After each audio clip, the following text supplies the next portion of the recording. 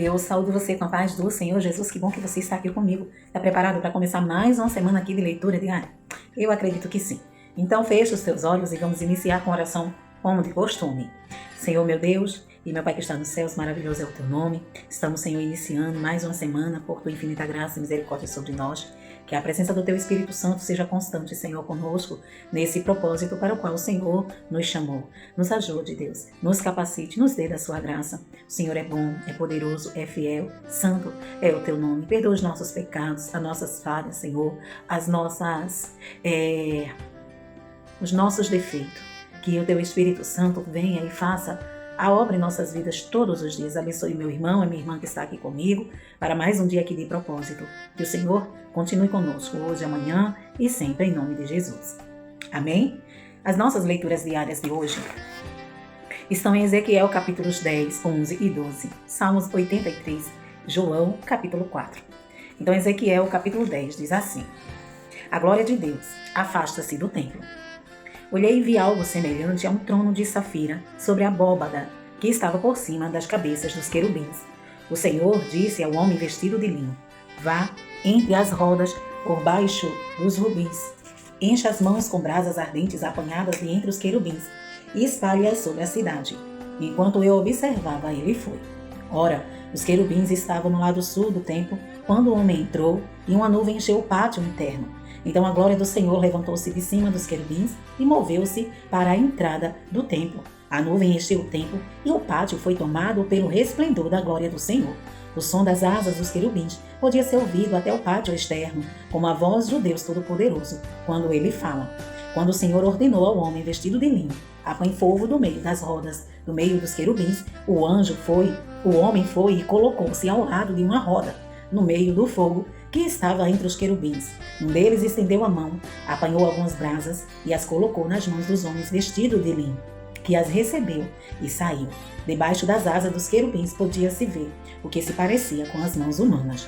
Olhei e vi, ao lado dos querubins, 4 rodas, uma ao lado de cada um dos querubins.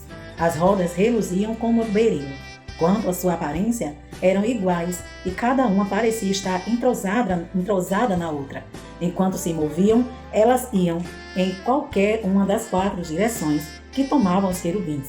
As rodas não se viravam enquanto os querubins se moviam. Eles seguiam qualquer direção à sua frente, sem se virar. Seus corpos, inclusive as costas, as mãos e as asas, estavam completamente cheios de olhos, como as suas 4 rodas. Quanto às suas rodas, ouvi que as chamavam giratórias. Cada um dos querubins tinha 4 rostos. Um rosto era o de um querubim, o segundo de um homem, o terceiro de um leão e o quarto de uma águia. Então os querubins se elevaram, eram os mesmos seres viventes que eu tinha visto junto ao rio Quebar. Quando os querubins se moviam, as rodas ao lado deles se moviam. Quando os querubins estendiam as asas para erguer-se do chão, as rodas também iam com eles. Quando os querubins se mantinham imóveis, elas também ficavam. E quando os querubins se levantavam, elas se levantavam com eles, porque o espírito dos seres viventes estava nelas. E a glória do Senhor afastou-se da entrada do templo e parou sobre os querubins.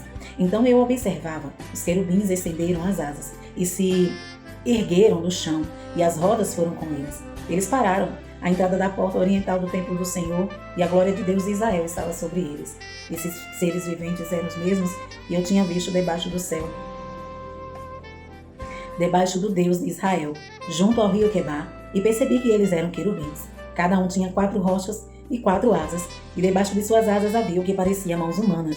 Seus rostos tinham a mesma aparência daqueles que eu tinha visto junto ao rio Quebar. Todos iam sempre para a frente. Capítulo 11. O julgamento dos líderes de Israel. Então o Espírito me ergueu e me levou para a porta do templo do Senhor, que dá para o oriente. Ali à entrada da porta havia 25 homens, e vi entre eles Jazanias, filho de Azur, e Pelatias, filho de Benaia, líderes do povo.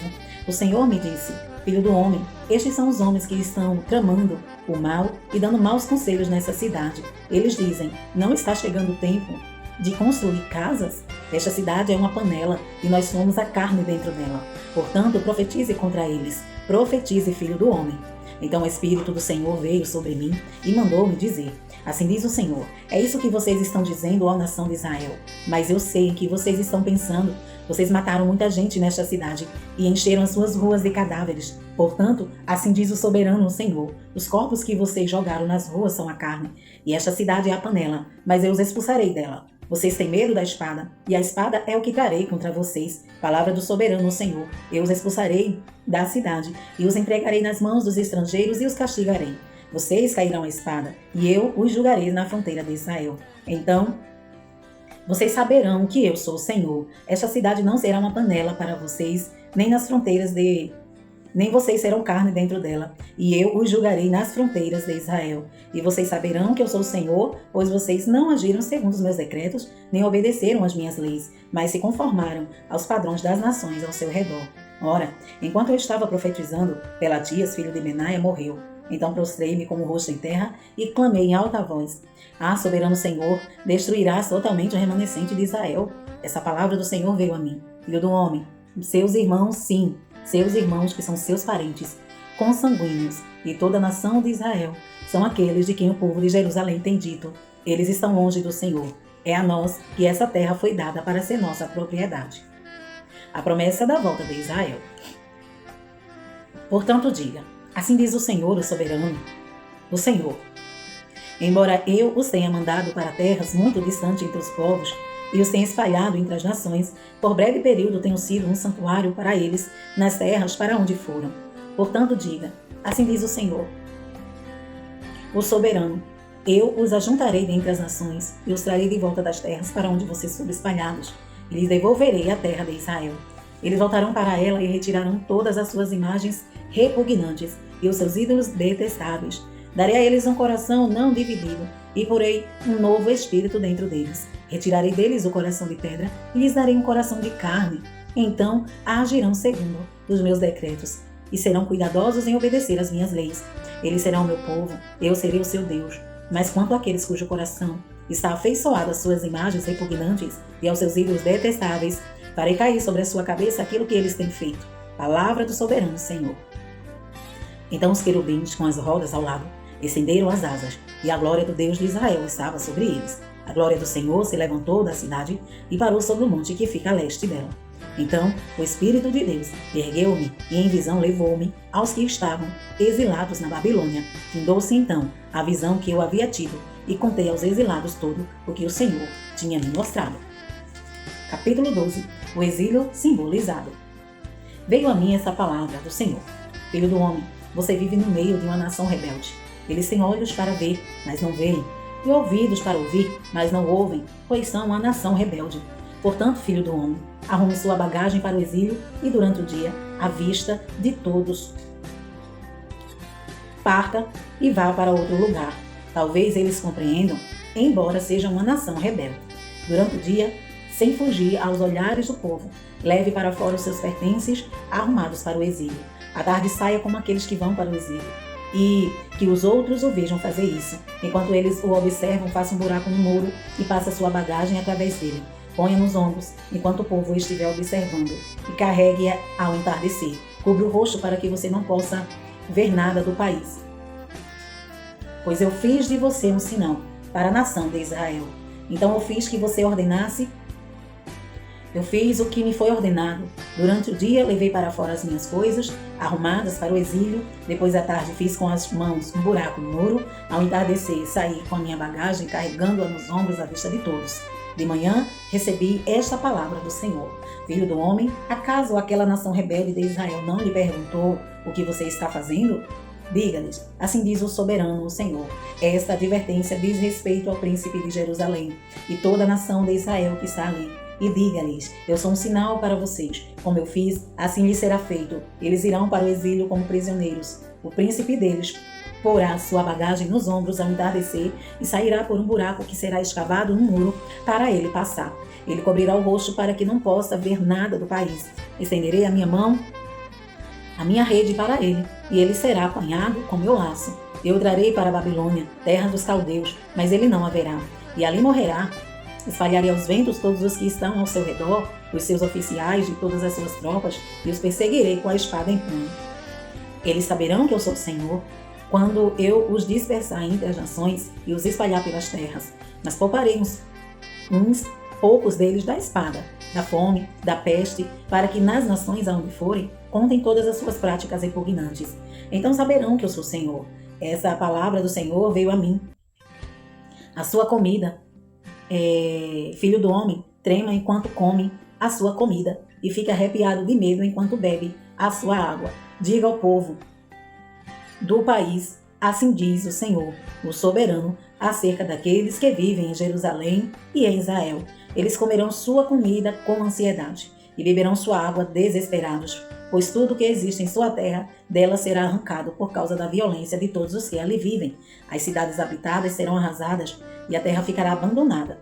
Então vocês saberão que eu sou o Senhor. O Senhor me falou, filho do homem, que provérbio é este que vocês têm em Israel? Os dias passaram em todas as suas visões. Dão em nada? Diga-lhes, pois, assim diz o soberano, o Senhor, darei fim a este provérbio, e não será mais citado em Israel. Diga-lhes, estão chegando os dias em que toda visão se cumprirá, pois não haverá mais visões falsas ou adivinhações bajuladoras entre o povo de Israel. Mas eu, o Senhor, falarei o que eu quiser, e isso se cumprirá sem demora, pois em seus dias, ó nação rebelde, cumprirei tudo o que eu disser. Palavra do soberano Senhor. Veio a mim essa palavra do Senhor. Filho do homem, a nação de Israel está dizendo, a visão que ele vê é para daqui a muitos anos, e ele profetiza sobre o futuro distante. Pois diga a eles, assim diz o Senhor, soberano, nenhuma de minhas palavras sofrerá mais demora. Tudo o que eu disser se cumprirá. Palavra do soberano, o Senhor. Salmos 83. Uma canção. Salmo da família de Asaf. Ó Deus, não te emudeças, não fiques em silêncio nem te detenhas. Ó Deus, vê como se agitam os teus inimigos, como os teus adversários te desafiam de cabeça erguida, com astúcia conspiram contra o teu povo, tramam contra eles que são o teu tesouro. Eles dizem, venham, vamos destruí-lo como nação, para que o nome de Israel não seja mais lembrado. Com um só propósito tramam juntos, é contra ti que fazem acordo. As tendas de Edom e os ismaelitas, Moabe e os agarenos, Jebal, Amon e Amaleque, a Filístia, com os habitantes de Tiro, até a Assíria aliou-se a eles e trouxe força aos descendentes de Ló. Trate-os como trataste Midian, como trataste Cícera e Jabim no rio Quizon, os quais morreram em Edor e se tornaram esterco para a terra. Faz com que os seus nobres o que fizeste com Oreb, Zeeb e com todos os seus príncipes, o que fizeste com Zeba e Zalmuna, que disseram, vamos apossar-nos das pastagens de Deus. Faze-os como folhas secas, levadas num redemoinho, ó meu Deus, como palha ao vento.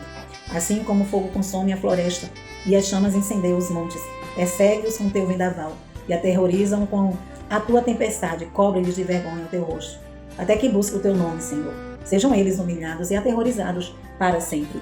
Pereçam em completa desgraça, saibam eles que tu, cujo nome é Senhor, somente tu és o Altíssimo sobre toda a terra. João, capítulo 4.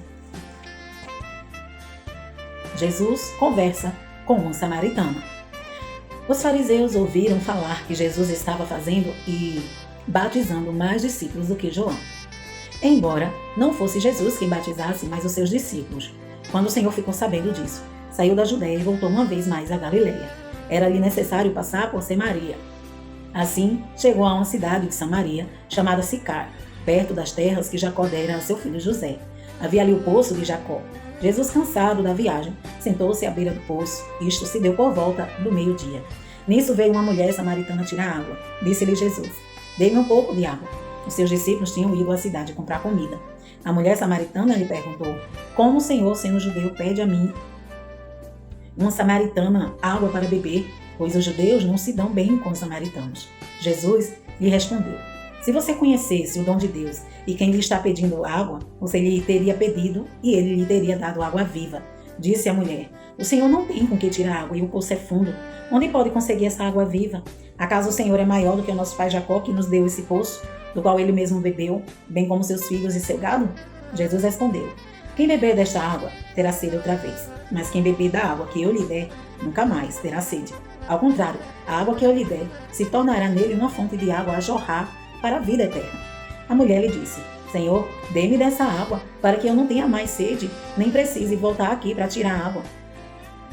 Ele lhe disse, vá, chame seu marido e volte. Não tenho marido, respondeu ela. Disse-lhe Jesus, você falou corretamente que você já teve, o fato é que você já teve 5 maridos. E o homem com quem agora você vive não é seu marido. O que você acabou de dizer é verdade. Não tenho marido. Disse a mulher: Senhor, vejo que é profeta. Nossos antepassados adoraram neste monte. Mas vocês, judeus, dizem que Jerusalém é o lugar onde se deve adorar. Jesus declarou: Crê em mim, mulher. É já próxima a hora em que vocês não adorarão o Pai, nem neste monte, nem em Jerusalém. Vocês samaritanos adoram o que não conhecem. Nós adoramos o que conhecemos, pois a salvação vem dos judeus. No entanto, está chegando a hora, e de fato, já chegou, em que os verdadeiros adoradores adorarão o Pai em espírito e em verdade. São estes os adoradores que o Pai procura. Deus é espírito, e é necessário que os seus adoradores o adorem em espírito e em verdade. Disse a mulher: Eu sei que o Messias, chamado Cristo, está para vir. Quando ele vir, explicará tudo para nós. Então Jesus declarou: Eu sou o Messias, eu que estou falando com você. Os discípulos voltam da cidade. Naquele momento, os seus discípulos voltaram e ficaram surpresos ao encontrá-lo conversando com uma mulher. Mas ninguém perguntou: Que queres saber? Ou por que estáis conversando com ela? Então, deixando seu cântaro, a mulher voltou à cidade e disse ao povo: Venham ver um homem que me disse tudo o que tenho feito. Será que ele não é o Cristo? Então saíram da cidade e foram para onde ele estava. Enquanto isso, os discípulos insistiram com ele: Mestre, come alguma coisa. Mas ele disse: Tenho algo para comer que vocês não conhecem. Então seus discípulos disseram uns aos outros: Será que alguém lhe trouxe comida? Disse Jesus: A minha comida é fazer a vontade daquele que me enviou e concluir a sua obra. Vocês não dizem: Daqui a 4 meses haverá colheita? Eu lhes digo: Abra os olhos e vejam os campos. Eles estão maduros para a colheita. Aquele que colhe já recebe o seu salário e colhe fruto para a vida eterna, de forma que se alegram juntos o que semeia e o que colhe. Assim é verdadeiro o ditado: um semeia, outro colhe. Eu os enviei para colherem o que vocês não cultivaram. Outros realizarão o trabalho árduo e vocês vieram a usufruir dos trabalhos deles. Muitos samaritanos creram. Muitos samaritanos daquela cidade creram nele por causa do seguinte testemunho dado pela mulher: Ele me disse tudo o que tenho feito. Assim, quando se aproximaram dele, os samaritanos insistiram que ficasse com eles. E ele ficou 2 dias. E por causa da sua palavra, muitos outros creram. E disseram à mulher: Agora cremos não somente por causa do que você disse, pois nós mesmos o ouvimos e sabemos que esse é realmente o Salvador do mundo. Jesus cura o filho de um oficial. Depois daqueles 2 dias, ele partiu para Galiléia. O próprio Jesus tinha afirmado que nenhum profeta tem honra em sua própria terra. Quando chegou a Galiléia, os galileus deram-lhe boas-vindas. Eles tinham visto tudo o que ele fizera em Jerusalém por ocasião da festa da Páscoa, pois também haviam estado lá. Mais uma vez ele visitou Caná da Galiléia, onde tinha transformado água em vinho. E havia ali um oficial do rei, cujo filho estava doente em Cafarnaum. Quando ele ouviu falar que Jesus tinha chegado a Galiléia, vindo da Judéia, procurou e suplicou-lhe que fosse curar seu filho, que estava à beira da morte. Disse-lhe Jesus: Se vocês não virem sinais e maravilhas, nunca crerão. O oficial do rei disse: Senhor, vem, antes que o meu filho morra. Jesus respondeu: Pode ir, o seu filho continuará vivo. O homem confiou na palavra de Jesus e partiu. Estando ele ainda a caminho, seus servos vieram ao seu encontro, com notícias de que o menino estava vivo. Quando perguntou a que hora seu filho tinha melhorado, eles lhes disseram: A febre o deixou ontem, a 1 hora da tarde. Então o pai constatou que aquela fora exatamente a hora em que Jesus lhe dissera: O seu filho continuará vivo. Assim creram ele e todos os da sua casa. Este foi o segundo sinal milagroso que Jesus realizou depois que veio da Judéia para a Galiléia. Amém? Estas são as nossas leituras diárias de hoje. E amanhã, não esquece, estaremos aqui, se Jesus não vir. Deus em Cristo te abençoe hoje e sempre.